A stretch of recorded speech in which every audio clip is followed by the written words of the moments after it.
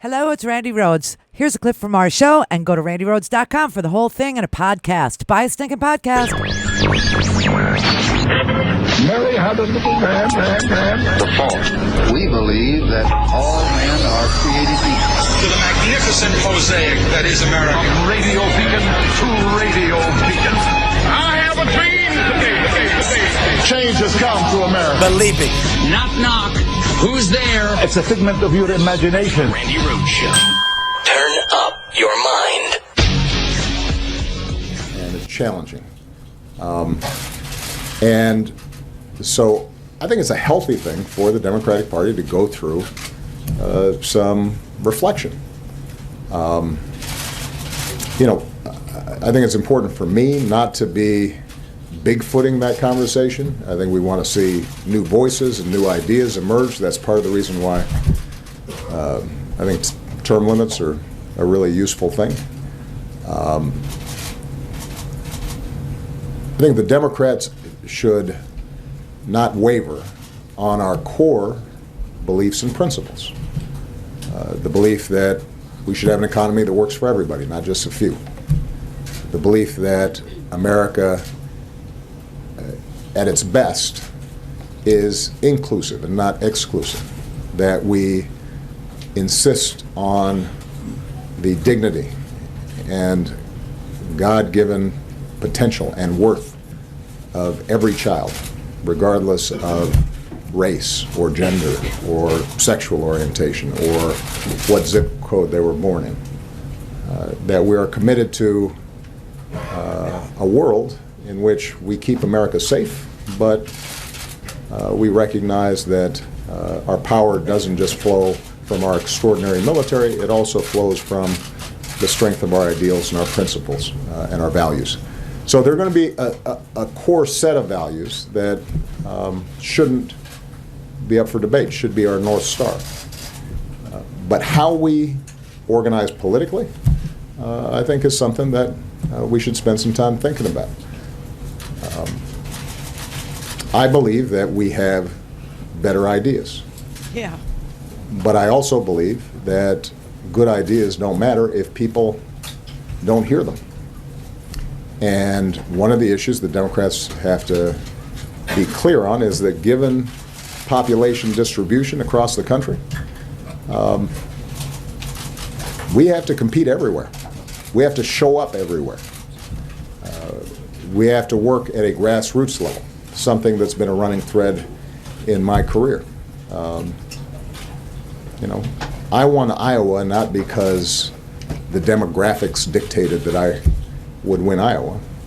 It was because I spent 87 days going to every small town and fair and fish fry and VFW hall. And there were some counties where I might have lost, but maybe I lost by 20 points instead of 50 points.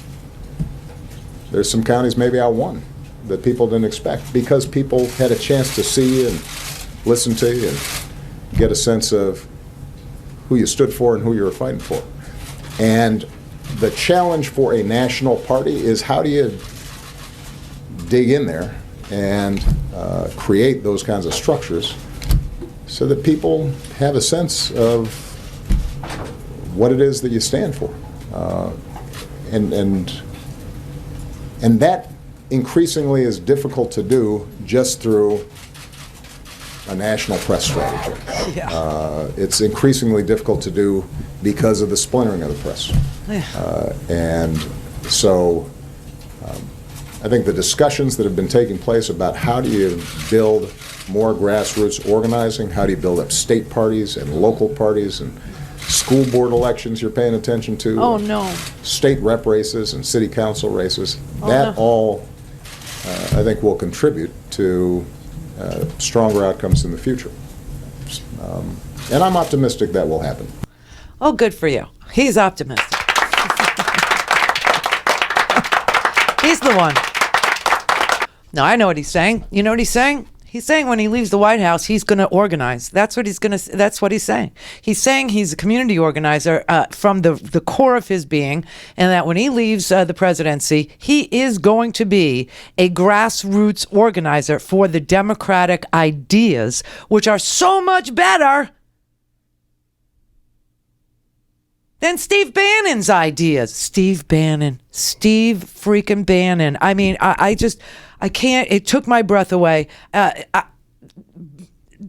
list of people in the Trump administration reads like an indictment. Do you know what either that or the Nuremberg docket? Reince Priebus, really? I haven't heard a name like that since the Nuremberg trials. Reince Priebus. Oh, Reince. And then Steve Bannon, who is, a white nationalist, and he's only using Donald Trump for a global platform. That's the sick thing. Bannon's already said that he wants to expand his media empire to France and to Germany. And he wants to, this is really weird because we were so afraid that Europe would export fascism to the United States. And now we're exporting it back to them. Full circle. Oh, God. I mean, it's just, wow, this is an amazing thing. It truly is an amazing thing. So Steve Bannon is going to be to Donald Trump what Karl Rove was to George Bush. And you never thought that you could find a more reprehensible person than Bush's brain, Karl Rove. But now you found Trump's balls. Steve Bannon is what it is. It's an amazing thing. I mean, it's like he's the one that was going, tweet, rant, grope. Put a guy in a Batman t-shirt behind you. Would you think I didn't see that? Did you? But at least, and people are starting to compare Bannon to like Joseph Goebbels and stuff. And they're saying, well, at least Goebbels knew how to dress. It's amazing.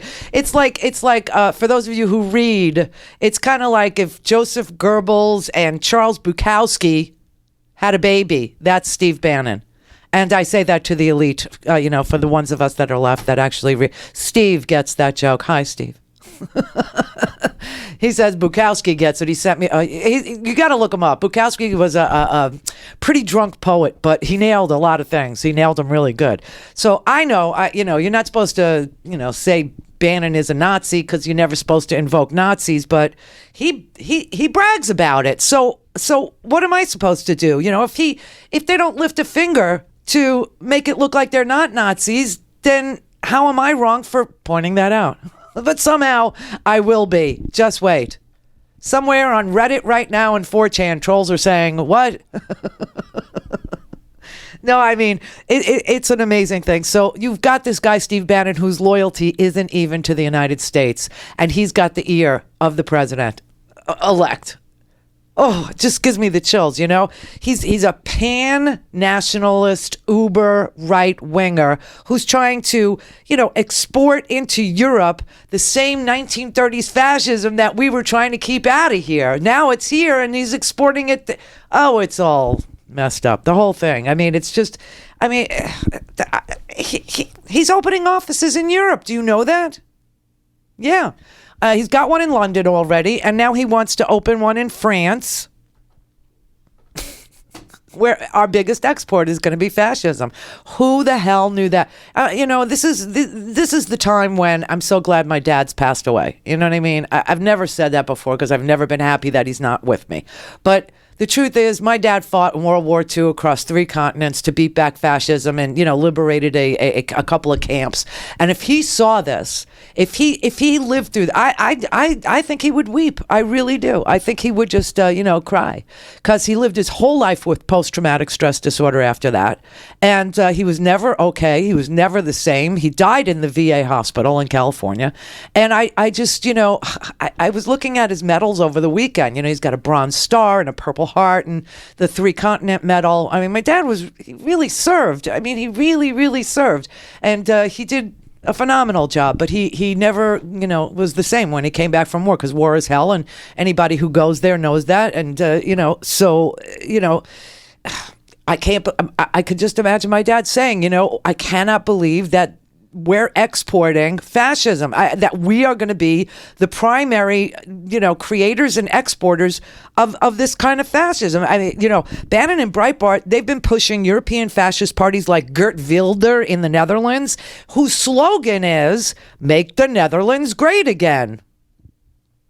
It works better in the Germanic languages. Although it worked pretty damn good here. So here we are. I just, you got a white nationalist as the strategist for the president. And by the way, this one fell under the radar. Do you know who the person who's going to set the first 100 days of domestic policy is? The person who's going to set the first 100 days of domestic policy is the disgraced Ohio Secretary of State, Ken Blackwell. Yes, Ken Blackwell, the current senior fellow at the officially designated anti-LGBT hate group, the Family Research Council. He will be in charge of coming up with Trump's first 100 days of domestic policy. Now, for those of you who don't know, the Family Research Council is so anti-gay and so anti-transgender that it several years ago earned the title of hate group from the Southern Poverty Law Center. Now, for you to appreciate just how outrageous, divisive, and offensive this man Blackwell is, here's a little of his writings for you. Quote, I think homosexuality is a lifestyle. It's a choice, and that lifestyle can be changed. Blackwell said in response to the question, is homosexuality a sin, and can gays be cured? He said, quote, I think it's a transgression against God's law and God's will. The reality is, again, I think we can make choices all the time. I think you make good choices and bad choices in terms of lifestyle. Our expectation is that one's genetic makeup might make one more inclined to be an arsonist or might make one more inclined to be a kleptomaniac. Do you think they can be changed? Yes.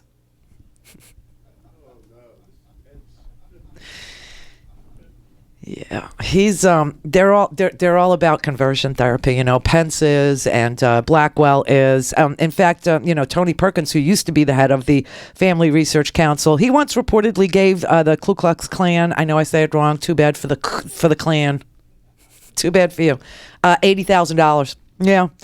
They smeared Chelsea Manning. They called for gays to be jailed. They disseminated and debunked they passed around Nazi-esque. Nazi-esque, is that a word now? Science. They said gays would send Christians to death camps. And, of course, they are responsible for inserting language about curing gays in the current GOP platform, which I'm sure Mike Pence fought for, because Mike Pence believes that that conversion therapy works. Well, it does in this way. You put somebody through conversion therapy and they want to kill themselves. And in that way, you do get rid of the gay, because you get rid of the person, because they kill themselves. Because you tell them that they're a sin, a walking sin. I mean, this is just bizarre. And but Reince is a good choice. Reince is a good choice. This is what they're making in the news. They're saying, well, at least, a guy who sounds like the Third Reich Nazis, he's the good choice. Oh, my God. And we're starting to see the FBI is reporting an uptick in hate crimes already.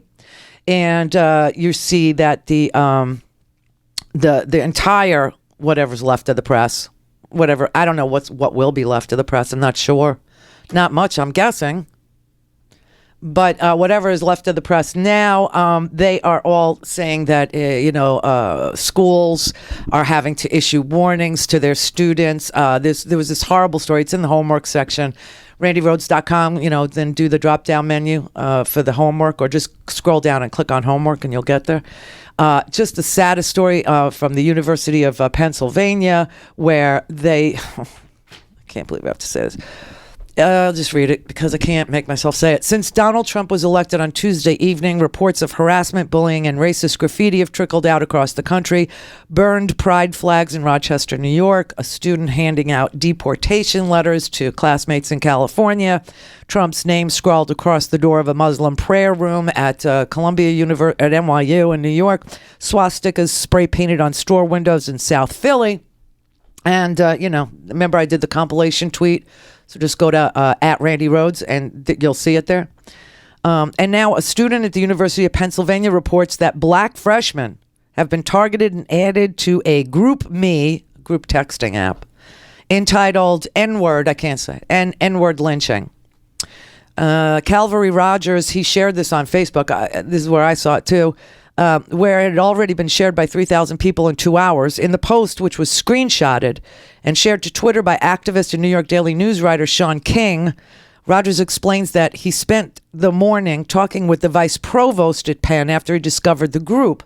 Now, what's going on here is at the University of Pennsylvania, a group was created that was called the N-word lynching. And it took photos and names of every single freshman at the university and put it in that group text so that each and every white supremacist or hater would know who needed to be harassed, removed, frightened, scared, run off from the university. Turned out that they wrote to the provost, the University of Pennsylvania president, Amy Gutman.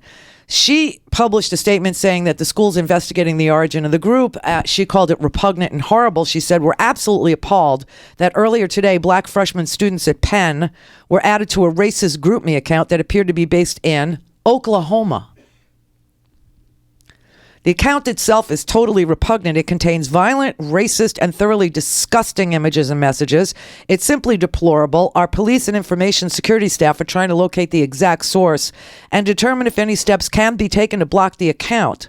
Staff in the Office of Vice Provost for University Life are working nonstop with us and our students to determine exactly who has been targeted and how many of them. And we're doing everything in our power to provide the necessary support and will continue to do so. The university is also taking every step possible to address both the source of the racial material and the impact it has had on black students on our campus."